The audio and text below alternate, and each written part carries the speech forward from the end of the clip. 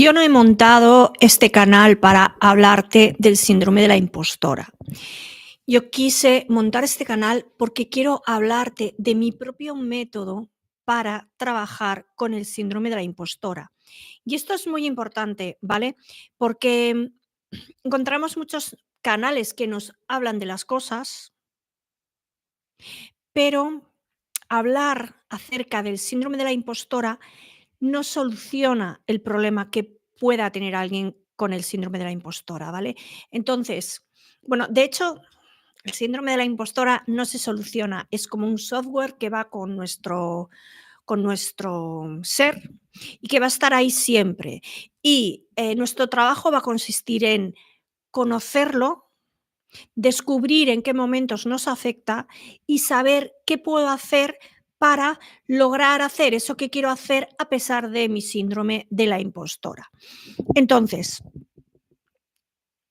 he desarrollado un método propio para trabajar que, bueno, pues he publicado un par de libros, te hablaré de ellos otro día, en el que hablo de 24 impostoras, que son como 24 energías que hacen que s que hacen que este síndrome se manifieste en ti, ¿no? Estas energías son, pues, como un autodiálogo, como una impronta, ¿no? Que hace que tú tengas unos pensamientos X, esos pensamientos provocan unas emociones y esas emociones hacen que tú hagas o no hagas algo, ¿no? O que elijas hacer o no hacer algo.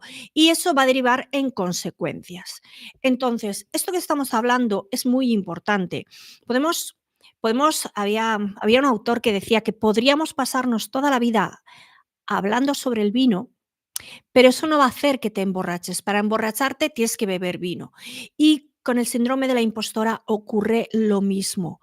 Para poder trabajar, triunfar, hacer lo que sea que quieres hacer en tu vida, en cualquier área, me da igual, porque este síndrome afecta a todo, te afecta al trabajo, a las relaciones, a la pareja, a tus hijos, a ti como persona, cómo te mueves en el mundo. Puede ser que te afecte en unas áreas y en otras no. Dependiendo de la época de tu vida, puede ser que te afecte en unas áreas y en otras no. Entonces, tienes que estar muy atenta porque en cualquier momento puede ser que se active. Porque también ocurre, ¿no?, que las crisis vitales van a provocar que van a actuar como gatillo para que este archivo se abra, se encienda y provoque interferencias en tu manera de vivir, de relacionarte, de ser tú quien tú eres en el mundo. En muchos casos en muchos casos, lo que ocurre es que este síndrome, porque también hay como etapas, digamos, ¿no? Este síndrome evita que tú sepas quién tú eres en realidad y evita que sepas qué es lo que tu alma desea lograr en esta vida, cuál es tu misión, cuál es tu visión, qué es lo que tú, si no tuvieras ningún tipo de cortapisa, si tuvieras todo el dinero del mundo, si pudieras ir a donde realmente quisieras ir, ¿qué es lo que elegirías hacer en esta vida? Hay mucha gente que no tiene ni idea de esto. Entonces, puede ser que tú estés en el camino de descubrirlo o puede ser que ya hayas descubierto que tienes esta serie de preguntas y esta serie de inquietudes, pero no sabes cómo llegar a darles respuesta, pues este es tu canal. Porque aquí no solamente vamos a hablar de síndrome de la impostora, de impostoras, también hablaremos de dragonas. ¿Quién es la dragona? La dragona es otra energía que también tenemos, que está ahí como agazapada, como dormida, ¿no? Hablamos de despertar a la dragona y que de alguna manera esa dragona es quien va a, a ser capaz de soportar, iba a decir, de soportar y de poner orden entre tus impostoras, porque esas impostoras, digamos que están en ti actuando en un segundo término. O sea, tú no diriges tu vida la dirigen tus impostoras, ¿vale? Entonces, hay una primera etapa que consiste en poner nombre a cada una de esas energías, saber cómo funciona, saber cómo te está influyendo y qué puedes hacer tú para parar esa influencia y aprender a vivir independientemente de lo que ella haga, ¿no? Un poco así como no haciéndole caso, ¿no? Y La dragona, hay un momento en el que despertamos esa dragona interna que todas tenemos, que sería pues nuestra autoestima, nuestra capacidad de liderazgo, nuestra capacidad de ser nosotras en este cuerpo, en esta vida, en este momento, en este momento social histórico.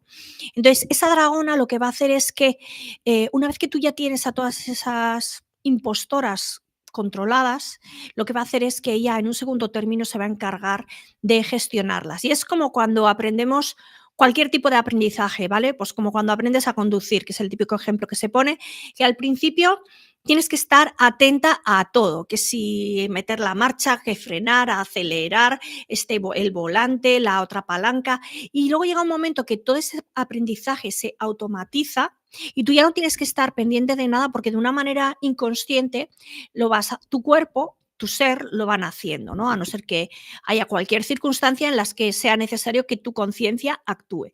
Entonces, esta dragona va a ser esa capacidad de automatizar, ¿no? Esa capacidad de automatizar la forma en que te relacionas con todas esas impostoras. En otro vídeo ponía un ejemplo que en ese momento me pareció, y ahora mismo me parece muy gráfico para entender esto que te estoy diciendo, ¿no?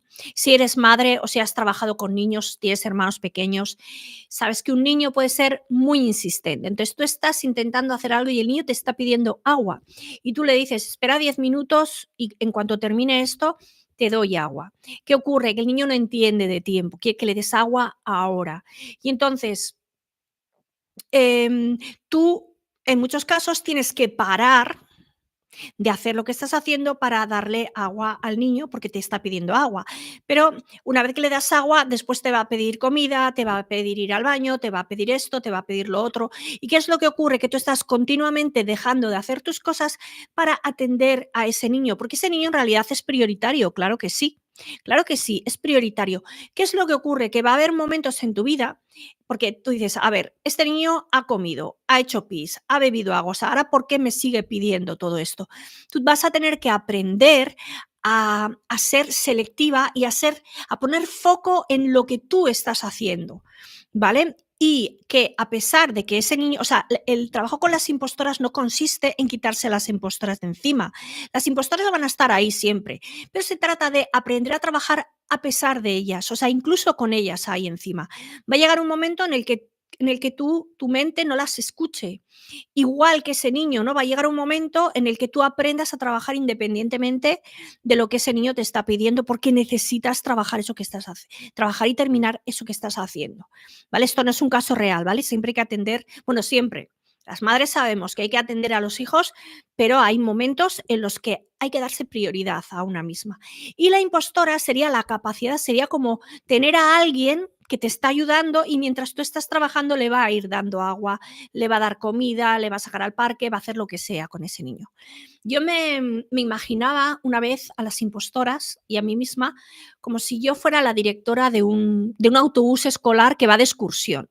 Y entonces están todas las impostoras ahí en la parte de detrás del autobús cantando y tal, ¿no? Como las excursiones del colegio, aquellas tan entrañables que hacíamos cuando éramos pequeñas. ¿Y qué es lo que ocurre? Que de repente una dice, señora conductora, pare un momento que acabo de ver ahí a mi madre y necesito bajar porque le tengo que dar una cosa. La otra te dice, no, no, paré un poco más adelante que allí está mi tía y tengo que bajar y tengo que darle una cosa.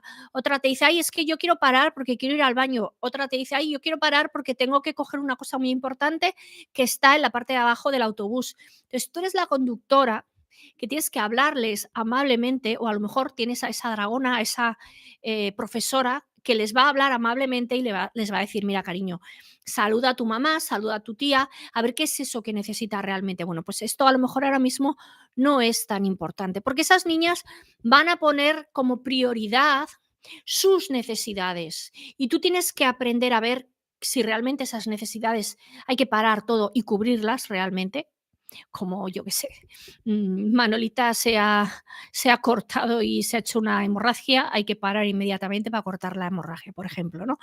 Pero si son necesidades secundarias, pues tú tienes que seguir tu camino porque tu objetivo es llevar a esas niñas de excursión a la playa. Y una vez que lleguemos a la playa y paremos el autobús, pues ahí veremos qué es lo que se puede hacer por cada una de ellas. Y estos son las impostoras, ¿vale? Las impostoras no son tus enemigas. Mi primer programa que hice respecto con todo esto le llamé Tu amiga la impostora, porque esa impostora, cuando te está diciendo algo, lo que está haciendo es llamar la atención sobre algo que tú a lo mejor estás obviando o no le estás poniendo la atención debida.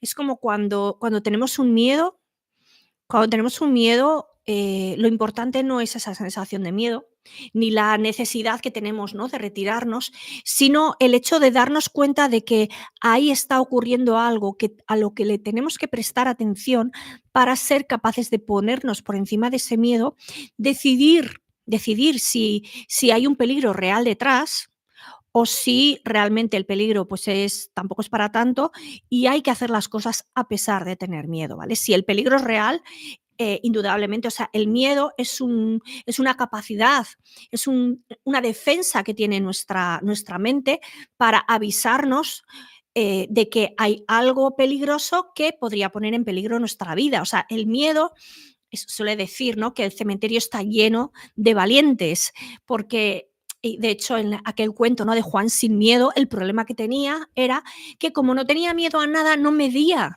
la peligrosidad de las cosas que tenía delante. Entonces él quería tener miedo para poder ser una persona humana que tiene miedos y que hay cosas a las que no se puede enfrentar, ¿no? O no sabe cómo enfrentarse o, o encuentra un reto al que o sea, o le supone un reto de aprendizaje, de evolución o bueno, o de lo que sea, para y que al final pueda decir, ¿no? A pesar de que tenía miedo a no sé qué, pues fui capaz de hacer esto. Y las impostoras vienen a ser un poco así también, ¿no? Esos puntos de alarma que nos pone nuestra mente y cada una de esas 24 impostoras tiene un diálogo interno que hemos de ser capaces de descubrir y de reconocer en nosotras mismas. Y eso es lo que quiero hacer en este canal, porque esa es la investigación que yo he hecho. Buscar dentro de esas 24 impostoras cuál es el diálogo interno que nos están planteando para que cuando empecemos a darle vueltas a la mente en torno a ese diálogo, digamos, esta es la impostora, yo qué sé, la anodina, ¿no? Que ya hablamos de ella, o es la impostora cansada, o es la impostora perfeccionista, o es la impostora espiritual, ¿vale? Entonces, lo que vamos a ir haciendo en los vídeos siguientes va a ser hablar de cada una de esas impostoras y no me olvido de que, y es lo que vamos a hacer en el siguiente, sí o sí, terminar esa sesión que hicimos de la impostora anodina con su animal de poder. Te voy a dejar unas preguntas potenciadoras para que tú también puedas pensar acerca de ellas. Mira, de hecho, a ver, espera que lo busco, ¿vale? Bueno, no, lo vamos a hacer, mejor lo vamos a hacer mañana, todo junto. Te voy a dar una serie de indicaciones para que tú puedas parar el vídeo, coger hoja y papel, ponerte a escribir si te apetece y luego retomar el vídeo para continuar trabajando, ¿vale? Quiero que cada una de estas clases sean algo así como una especie de manual de trabajo, que este canal se convierta en un curso de iniciación, de aprendizaje, de profundización y sobre todo de superación del síndrome de la impostora.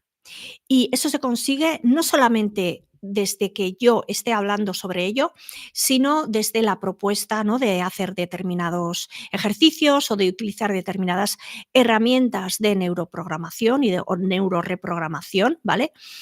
Para que tú desde ahí, desde el otro lado de la pantalla, puedas darle la vuelta a todo esto y un día decir: "Jo, que me escribas, escríbeme aquí debajo en los comentarios", me dices: "Mónica, tenía que hacer tal tarea, me estaba costando un montón enfrentarme a ello, pero hice el ejercicio que comentaste y he conseguido hacer la tarea que me había propuesto hacer", ¿vale? Yo voy a dejar este vídeo aquí. Te invito a que comentes hoy en comentarios lo que sea que te sugiera esto que te he dicho. Te invito a que compartas este vídeo si crees que hay otras personas a quienes les podría resonar todo esto y que me des un like, ¿vale? Y vamos a continuar hablando descubriendo, poniendo nombre y sobre todo reprogramando todas estas impostoras, porque nos pertenece por derecho ese éxito que tanto añoramos y vamos a lograrlo, claro que sí. Muchas gracias y nos vemos.